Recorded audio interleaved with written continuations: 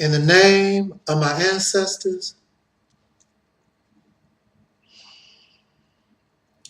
peace forever and always, and welcome to another edition of the Realities Temple on Earth Internet Ministry.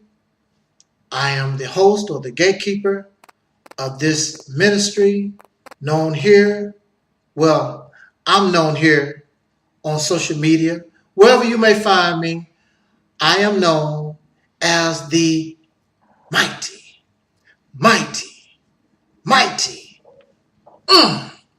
Angel Snub 7. I am your brother and your friend, soul brother number 1, Taalik Ibn'rad. Oh man, I am so happy. I really, due to my work, I really don't feel like making a video, but I have this time to spare, and I really want to talk to us, so please bear with me as I try to present and explain an opinion that you may disagree with, but I want you to just give me a chance to be listened to, and I will be so happy. It is always an honor.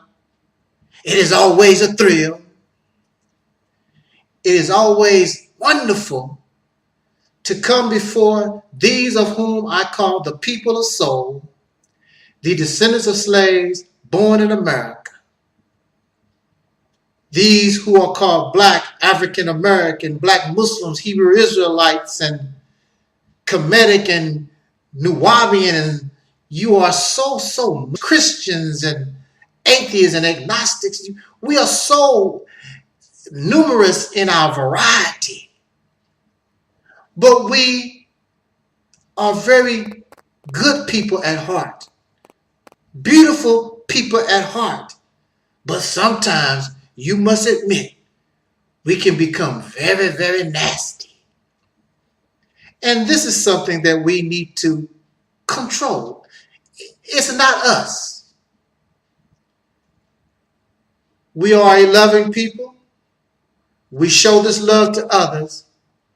Now it is time that we show love to ourselves. Before we begin this video lecture, of which I hope that I can keep it within an hour's time. I don't want to keep us long. I know that many of us have short attention spans, but I'm going to try to make it, a little upbeat, and hopefully I can keep your attention as we go through this journey of what must be done in order to keep a people called African Americans from going extinct. That is the subject that I've chosen for this particular video lecture: the extinction of American Black people. Before we get started, I want to send a few shout outs real quickly. And if I don't mention your name, just know that you are very important to me. You are very important in the struggle for the liberation of these people, our people, of whom are lost, made deaf, dumb, and blind in the hells of North America. And I'm so happy that you would give me a chance to offer a solution, a real solution to this most complex and never-ending problem. I wish to send a shout out to the brothers and sisters in Ferguson, Missouri, and in Baltimore, Maryland, those who participated in what some may call riots. Now, of course, there are those who took advantage of the riots, whose only purpose was to take advantage of the situation, go out in the street and try to get something for free by looting the local businesses and whatever. I'm not talking about them. I'm not talking about looters. I'm not talking about troublemakers.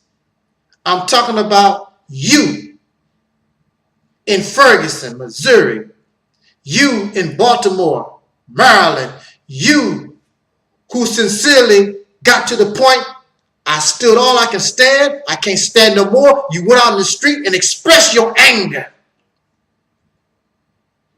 And that is a good thing. And you should still be angry. But of course, you always have those who always come to us, settle down, settle down. It's not you who are being murdered in the street.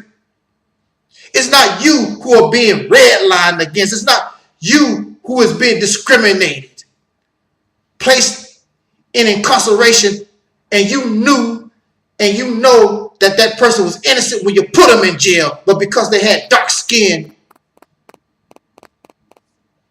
in housing, we're discriminated against. We are painted in the media as clowns and violent savages. This is the type of stuff that we as a people have had to deal with going on 500 years, and you deserve to be angry.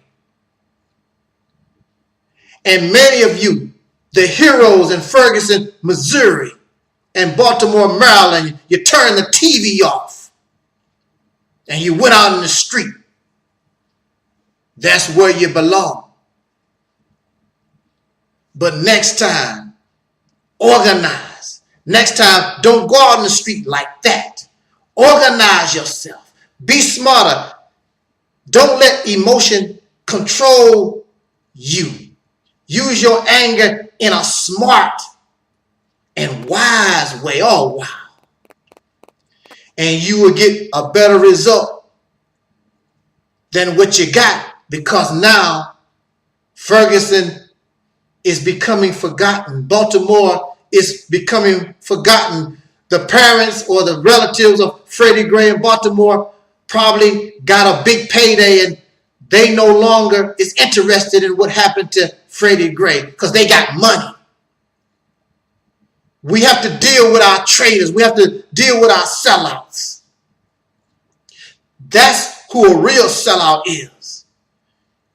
You are going to go to Disneyland because your cousin and brother or uncle or wife or whomever was killed by racists and the city paid them off. So now it's back to normal. Wait a little while and let us kill some more niggas. Do you understand? That's our reality. And I am calling those in Ferguson heroes. You are my hero. You are my hero in Baltimore. I will not come to Ferguson or Baltimore to docile you down, tell you to calm down. No, you're supposed to be angry. And we need to remain angry. That's why we stay and continue to be in this slave-like condition till this day. And that's why racists or nobody else around the world respects us. Because the only thing you're going to get mad for a few minutes and then sit your lazy ass down. That's not what this ministry is about. So if that's what you are about, being angry and pouting like a little child, and somebody tell you to sit your ass down and you do it, then this is not the place to be. This ministry is about 1000% liberation of the mind, liberation of the body, 1000%. If you can't get that, if we can't get that, then perhaps it is best that the black people of America become extinct. It's better to be extinct, it's better to be dead than continue to live this life. And your reality is we are nothing but slaves, jokes. So again, shout out to the heroes in Baltimore, Maryland, and Ferguson, Missouri. Shout out to my listening audience who have stood with me since you heard my voice in 2007, 2008, 2009, 10, 11, up to the present day. Thank you so much. I appreciate that you did not fall for the lies, these falsehoods, these allegations and silly stories that people put out on me. Thank you so much, and I appreciate it. There are those who say, well, let me continue my shout outs real quick. I send my shout out to my listening audience. And like I always tell us, not only should we be a listening audience, but it is time that you take some kind of action. And I know the type of action that I call for. You got to be a real man. You got to be a real woman. You got to be ready to give your life for real, not just say it out of your mouth. And many people know that. That's why they stay away from me. Because you're going to go to work here. And I'm going to tell you there's a possibility you're going to die here. But you will die with honor and dignity. And any enemy respect those who die with honor and dignity, and not these cowards that I always find myself surrounded by. I sent a shout out to my brother on the East Coast, documentary maker, truth teller, my brother and friend of whom I just met a few days ago, really, my brother Omar Shabazz, my historian and my good friend, brother Amel Foundation, and my brother Charles in California, my brother Michael X. Anderson in California, my brother David Brayboy, my sisters Brenda on the East Coast, and my sister Fanadia. I also send shouts out to J.T. Riley. Y'all thought that J.T. Riley don't like me, don't you? You think that that brother and I had some kind of hate thing going on. But that is not the way of brother J.T. Riley. I send out shout out to J.T. Riley and my brother T-Mont, Derek Grayson. And I even sent a shout out to a brother of whom many of you may know as Brother Phil of the Advice Show TV on YouTube. And again, my listening audience of whom have been under the sound of this voice for so long. Just be patient. This ministry is going to win the fight. This ministry is going to rise because I love the fight. This ministry is going to rise because it's the only vessel that really shows us and gives us a picture of what truly must be done. This ministry is going to rise because it is like our brother Malcolm. Malcolm was a real revolutionary. And Malcolm understood spirituality. Malcolm understood religion. Malcolm also understood reality. Malcolm understood revolution. I dedicate this video lecture to the memory of our prince, our king, brother Malcolm X. Shabazz, and his family, Sister Betty Shabazz, and his children that still continue to hold up their father's name to this very day. He was a real man, and he deserved never to be forgotten. There are those of whom accuse me of many things, and one of them is I am a celebrity seeker, which makes no sense. If I wanted celebrity, I would be making up some stuff for you to believe in, or, to make you feel good. Or I would just tell you about the life-giving teachings of the Honorable Elijah Muhammad. I would be telling you about how wonderful Jesus is. I would be telling you about Dr. York. I would be telling you about becoming a Pan-Africanist and resurrecting Marcus Garvey. All these things that y'all love and enjoy because it makes you feel good. I love this brother, Malcolm X, but I'm not going to teach you and talk about Malcolm X. That's not what it's about. It's not about becoming a celebrity. It's about coming up out of a horrendous condition. Either you want to be a free soul brother and sister, or you want to continue to be a slave. I'm not going to call you black. I'm not going to call you African American. I'm not going to call you the names that was forced on us by races. There are no dark-skinned people that call themselves black. There are no dark-skinned people that call themselves African. All these things come from up out of a racist construct. And I will not place that and continue to put that on us. You are more than African. You are more than black. You want to talk about Africa? When you have the right to live on any part of this earth that you choose, any place that will make it where you are able to feed, give you shelter, and clothe yourself.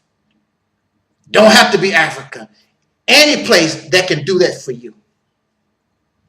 You have become obsessed with Africa when you should become obsessed with this whole planet.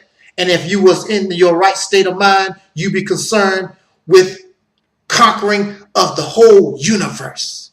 Because that's where we come from. We come from up out of this universe. Instead of obsessed with a little planet. You are obsessed with a neighborhood when you can control a whole country. A whole continent. I don't understand you. You limit yourself. But a slave does not think on a high level. A slave is comfortable in what massa or what some god or alien or whatever you have bowed down to gives you. Whatever crumbs that fall off massa table. So if massa will only give you Africa, you happy with that. I want Africa. Well, you can. If that's what you want. I have a greater vision for us than that. If I wanted celebrity, I could tell jokes. I opened up for that Caucasian guy, the one that, do you know, Are You Smarter Than a Fifth Grader? Is that the show? Jeff Foxworthy. I opened up for him a long time ago. When I did comedy clubs, I started around the same time as Cedric the Entertainer.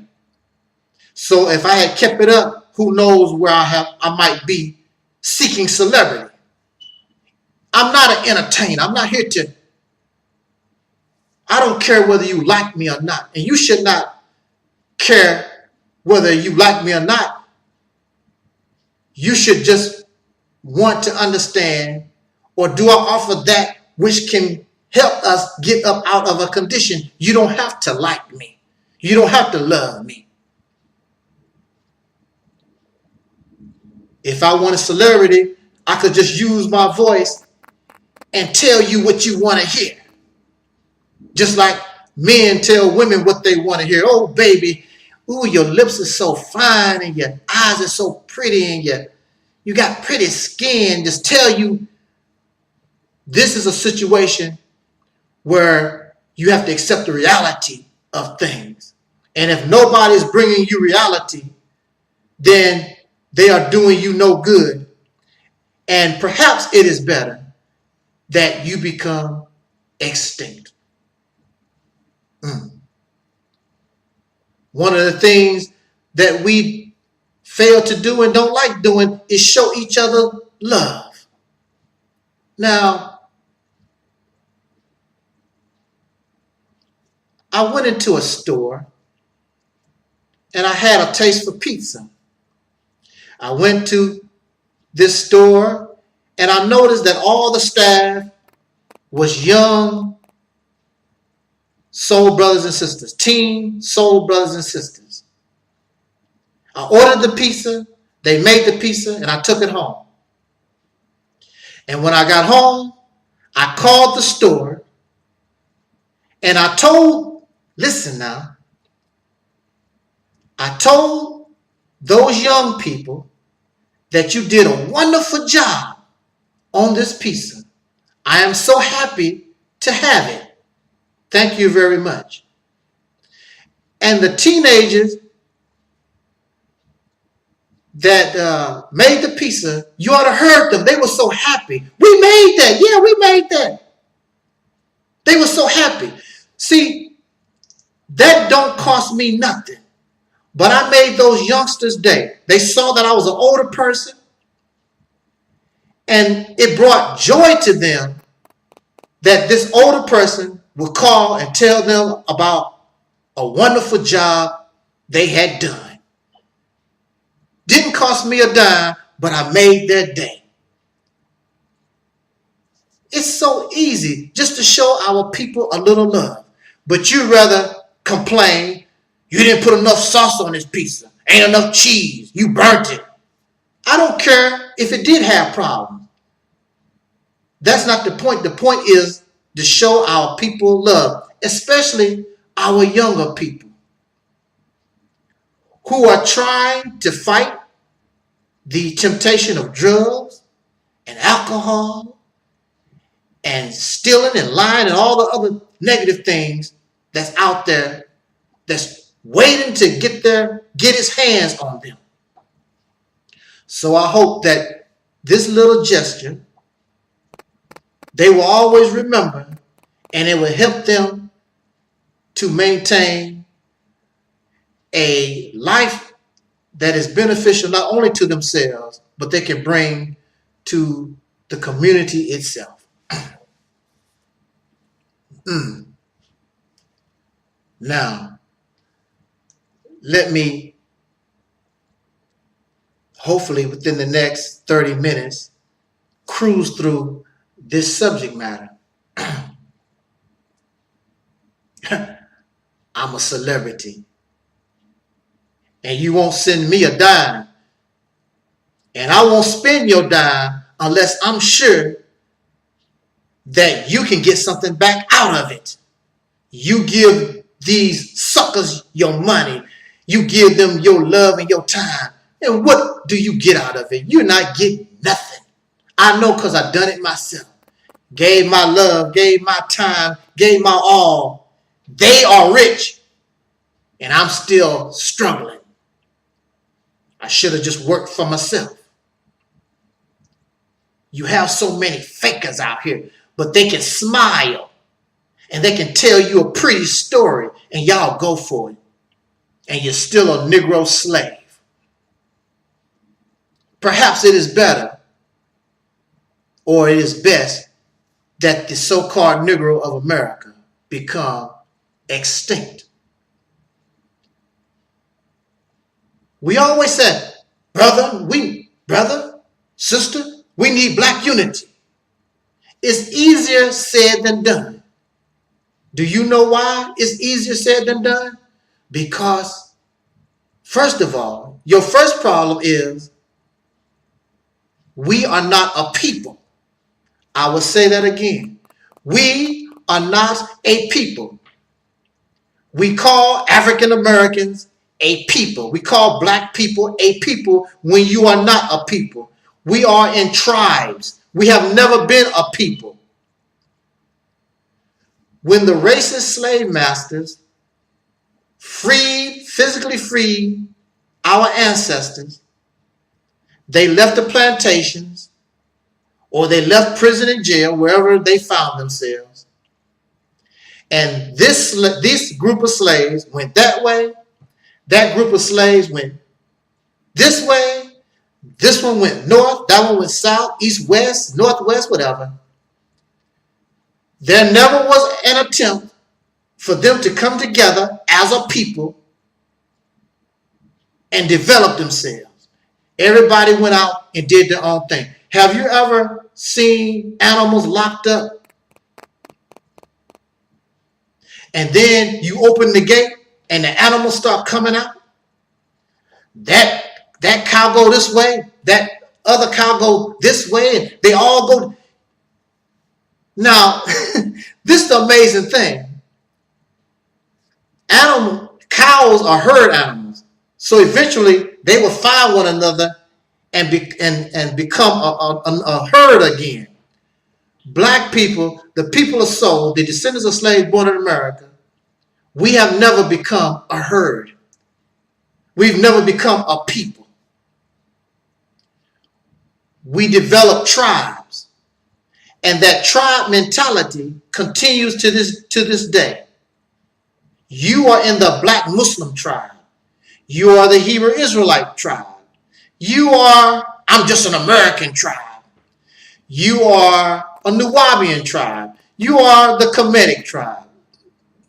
You get the picture. We are all in tribes. And then you talk about black unity. Then you talk about Africa. Africa was filled with tribes. Africa was never united. Always separated countries who didn't give a care about the other country. And then you had tribes. And you still have that tribal mentality. But yet and still, you know that the only thing that is going to help our situation is what you call black unity. But you're so loyal to your tribe that you cannot unify. And the same thing with the Native American people that was here in this country. They were all in tribes. But when the unified European came, it was easy for them to begin to pick you off because you were in tribes. And since you did not care what happened to the other tribe, oh, that's their problem. The European is taking their land. You did not care. You did not know that sooner or later the same enemy of that tribe would be your enemy doing the same exact thing to you. But by the time you learned this lesson, it was too late. Now the has all of North America, and he controls Africa also. Because everybody is still in tribes. And in America, the racists do anything they want to the people of soul, the descendants of slaves born in America, because everybody is in tribes. So if your son is killed, I don't care, you're not part of my tribe. Your daughter is raped, I don't care, not part of my tribe. There is no concern.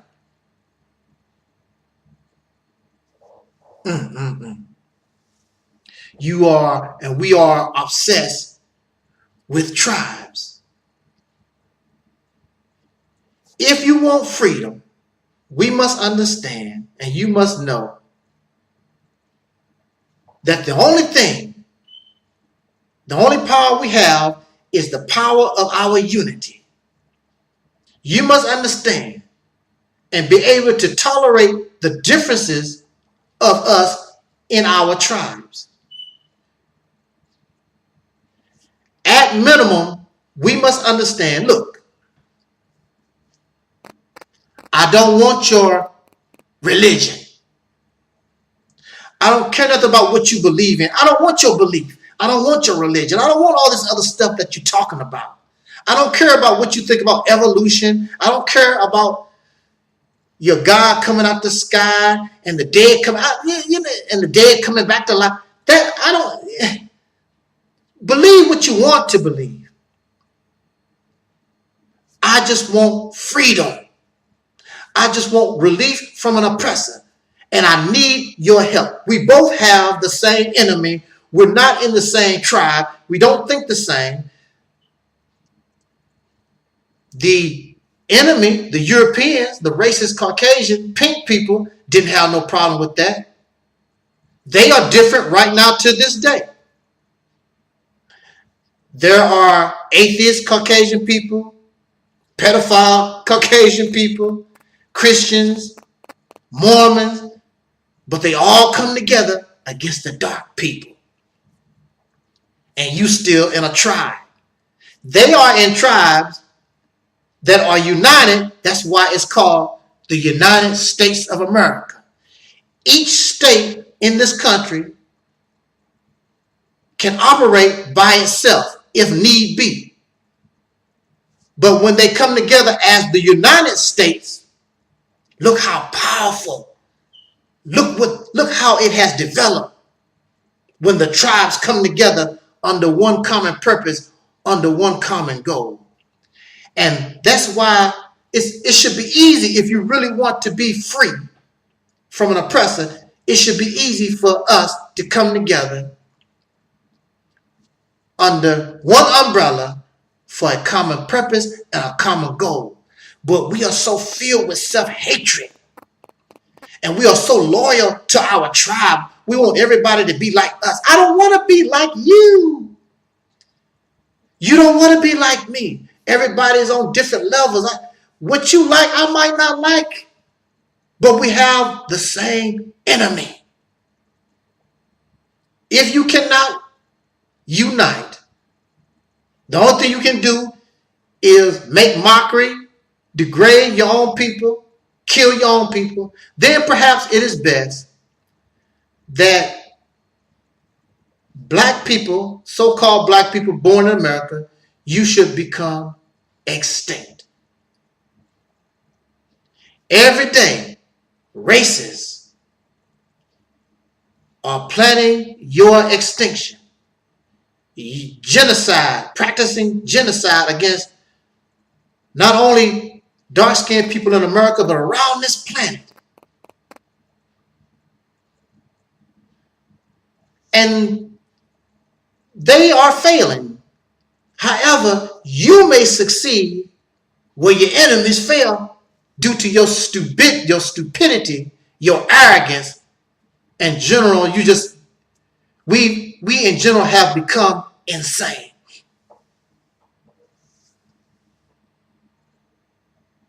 Self-destruction at its best. You have no respect for the black woman. And the woman is the best helper you will ever have. And we sit around and we tolerate calling black women the sisters of soul. We call them whores and bitches and all this other nonsense and degrade them. Why are they? If the black woman, if the women, soul sisters, if they are bitches and hoes and all this other stuff that you call them, why are they like that? It is because the soul brothers, you have failed. Since slavery, the black man, you have failed to protect your woman. You have allowed another man to educate your women and children. You have allowed another man to provide for your women and children. You've allowed another man to influence your women and your children, and you wonder why you don't have no control over your women and your children. Although they do love you, they cannot view you as a man because you do not provide and you damn sure don't protect. We get our priorities all messed up. We talk about we need black business. What is the key to the survival of any people? What is it that can attract our people to the message of revolution and liberation from a vicious oppressor? What business should you be in? You should be in the business of food, clothing, and shelter. How wonderful a woman can feel when her stomach is full and she has beautiful clothes and she has a roof over her head along with her children. Your priorities are messed up. Some of you talking about a school. What's the sense of having a school if you can't eat? What's the sense of having a school and you have no clothes to wear?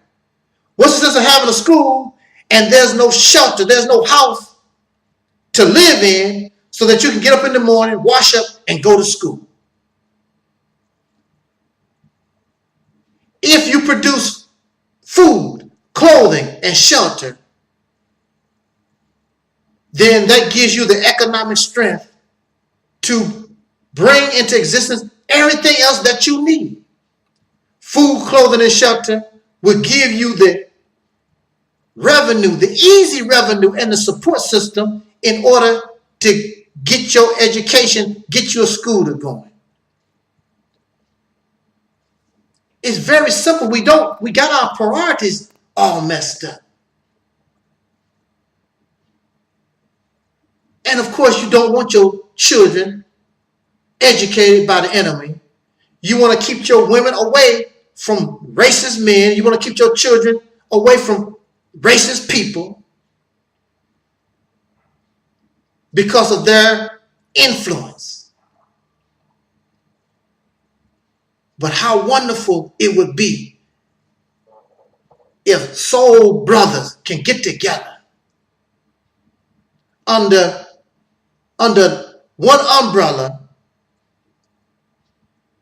due to having a common goal and a purpose. And that purpose is to produce food, clothing, and shelter. Then set up an educational system so that our women and children can be taken care of by the soul brother.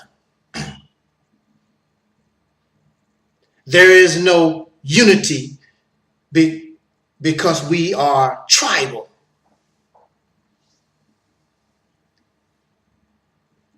Another problem we have with so-called black unity is that you have so-called black leadership.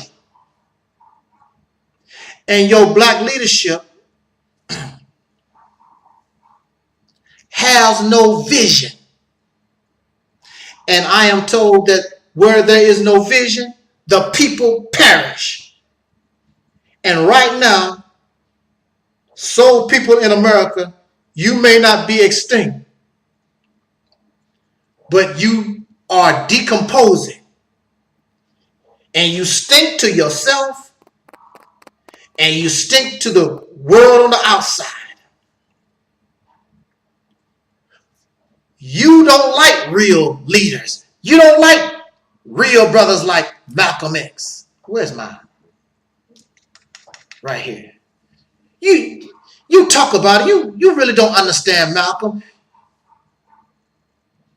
You don't like real people. You want these leaders like you have on YouTube. You like these leaders that sell you dreams. That can tell you these beautiful fairy tales. You want some kind of mystery god or alien or something to come out the sky and save you, and you don't have to do nothing. You can watch TV. The Housewives of Atlanta, American Idol, the NBA Finals. You want to sit on your lazy ass and do nothing.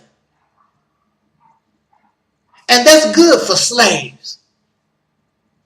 And I understand your mentality because I understand that you're a slave. I'm not a slave. I can't do this by myself.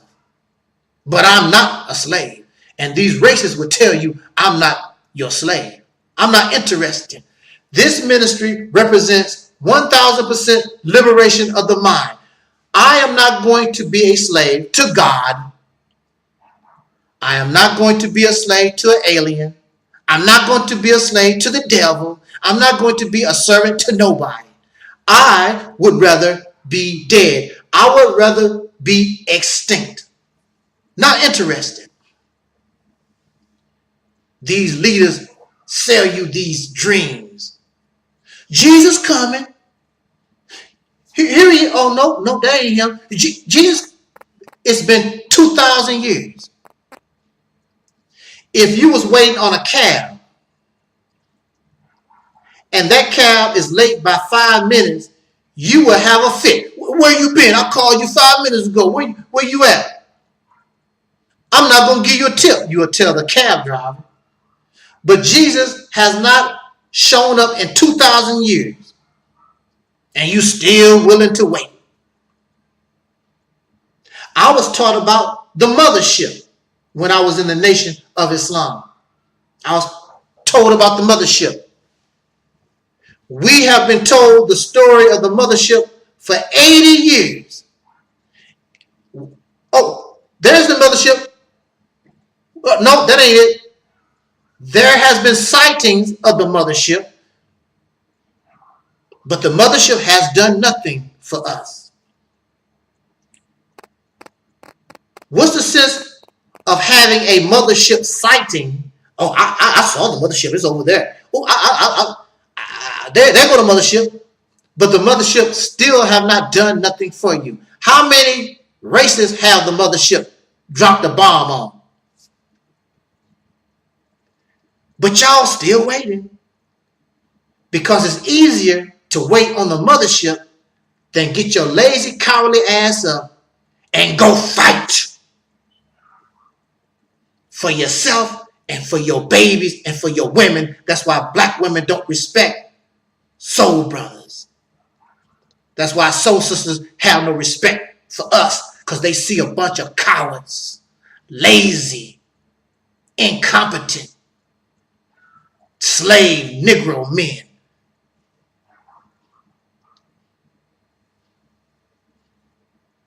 The black man, so-called black men, you talk big, but you won't bust a grape. You see it on YouTube all the time. You hear these guys, they write big time stuff on Facebook or whatever. Won't bust a grape. Ain't doing nothing. Now, they will kill a black man. They will murder a soul sister. They will murder. They will harass a soul brother and sister. You would do that. But see, that's another one of our mental problems. We are a people. Well, I'm not going to say we're not a people, but we are a group that have been abused over 300 years. And this is something that you should notice in people who are abused. Abused people fear the one that is abusing them, the one that is oppressing them, that is hurting them. They fear them. But they will slap the hell out of people who try to help them, cuss you out. Anybody that's trying to help them, don't you see the pattern in the mentality of these of whom I call soul people, the descendants of slaves born in America? There's a pattern. We are a group of persons that have suffered abuse over 300 years. No matter what come out of your mouth, you fear the racist Caucasian pink people. But you will murder and you will harass and you will torture another person that looks like you. The devil didn't have to kill Malcolm X. The niggas was happy to do it for him. So, what if you get yourself together and you build a school, you build a grocery store, you can bring back into reality Black Wall Street, and you're doing very, very good. What's the sense of doing all that, but you cannot protect what you build? So at any time, the enemy, whether it is legal, or there is some state of emergency or whatever excuse, the devil can always come in and tear down your school, drop bombs on your grocery store, your housing project, and anything that you built, and you have to start all over again because you built your school and your business in the house of racists. It does not make any sense. This is the reason why you need to separate, or you need to also develop a military, a militia, to bring quick response to anybody who threaten your school, threaten your women and children, your bank, your hospital, and whatever else that you build with your hand. If you tear down my hospital, I'm tearing down yours. So a person like Sarah Sudenseti that calls himself a general become a real general of the forces, and when need be, when the council gets together that represents all the tribes, and the council says and decides it's time that we go to war, then all the tribes and all the men are the first defense. You expect men to do the fighting. So all eligible men, it's time for us to go to war against these devils once and for all. Now you've crossed the line. You will respect us. You will respect this. Now, of course, I'm not going to tell you you're dealing with people who have nuclear weapons and all kinds of weapons of mass destruction and so forth. But everybody, I don't care how strong and powerful you think you are, everything has a weak spot. The first weak spot that you can take advantage of is the fact that you already live in this country. So prepare yourself prior to actual battle and understand where their infrastructure, where they keep their weapons, water supplies, how they can move soldiers, and all kinds of stuff. You got to get yourself ready for the confrontation. You cannot take them on one-on-one. So if it becomes physical, you turn to guerrilla warfare. Prior to guerrilla warfare, there are many other things that you can do. This is why black leadership needs to have vision. Where are we going to take the people? And you have to be creative in that endeavor. In the building process, in the defending process. When you stand up like a real man, not somebody they can treat like a child. A child gets angry and pokes out his or her lip. Then mommy and daddy come by and say, you shut up. Sit down. Every time something is done to us, we stand up, poke our lip out, get mad for a few minutes. Then somebody tell us to sit your ass down. Excuse me. And we do it. Nothing would change, soul brother, until you stand up like a man. And when you stand up like a man, soul brother of America, you will begin to see a change in your soul sisters. I don't care if they are prostitutes or strippers or ghetto and ratchet, all these things that y'all talk about. If the soul brothers stood up and began to behave and act and move like men instead of slaves, you begin to see a change in her. But you got to help her too. You got to stop lusting for her body.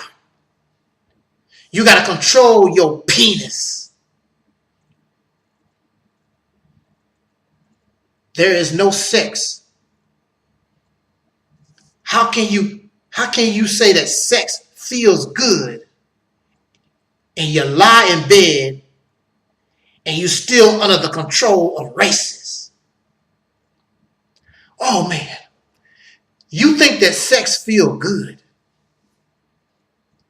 How good would sex be? Laying in the bed with the woman that you love on land that you control, knowing that you can get up in the morning and you are not under somebody else's racist, unjust law. You under the laws that you created, and you are fair and just to everybody. Not only to soul brothers and sisters, but everybody that comes up under you. And as a man, that's what, if you're going to live in this country, then you should demand that from this vicious government. They should not be allowed to try our people. When our people do wrong, you tell them, give us the killer. Give us the thief. And we will try the thief in our courts. And if the federal government, you do not like the outcome or the verdict, then we can take the case to an international court. We should stop allowing ourselves to be under the control and be allowed to be at the mercy of the justice system that we know is not just and fair to soul brothers and sisters in America. If you were men.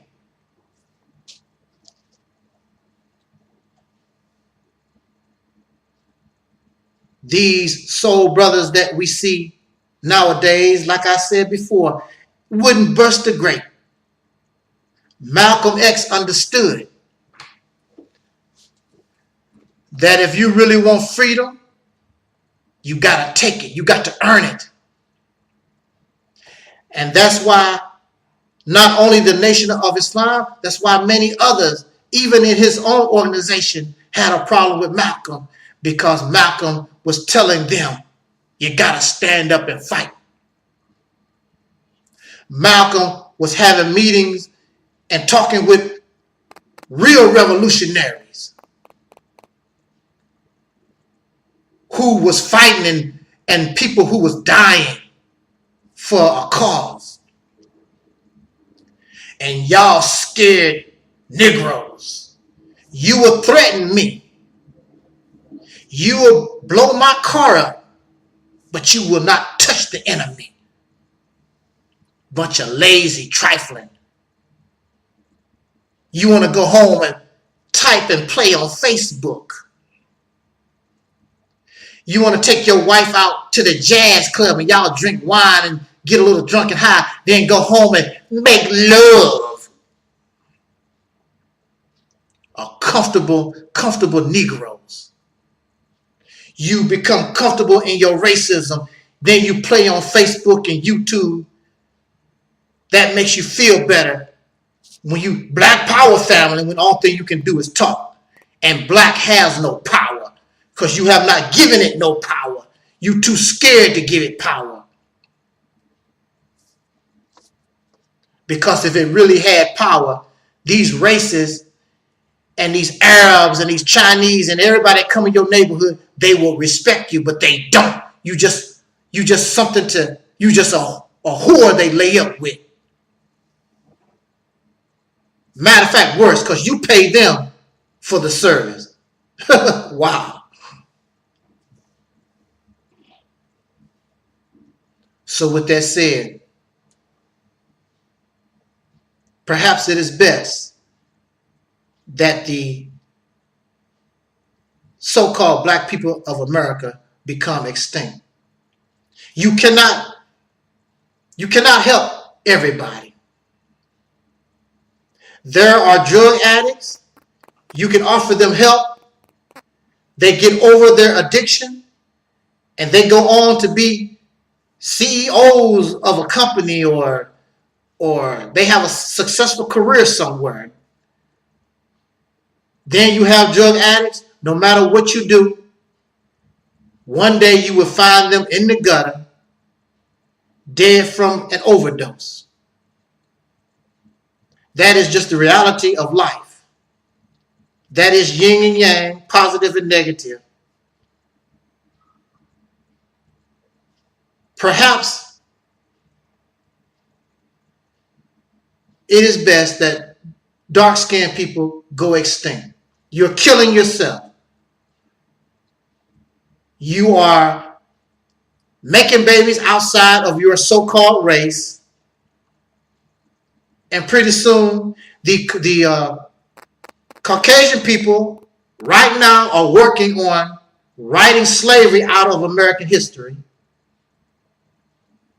because we are on a path of extinction.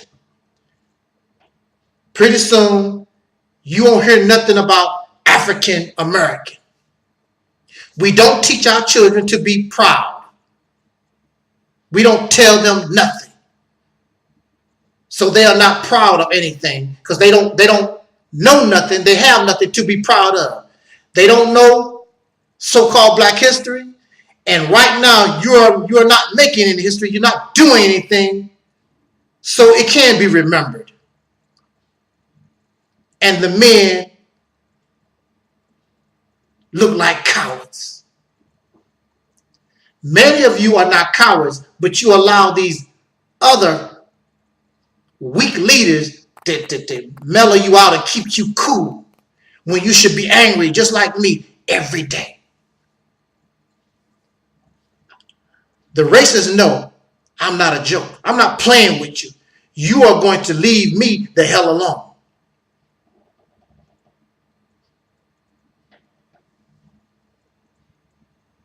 It's time that we get this beast off our back once and for all. You are going to leave us the hell alone. Tired and sick of you. But first, we must get rid of this tribalism.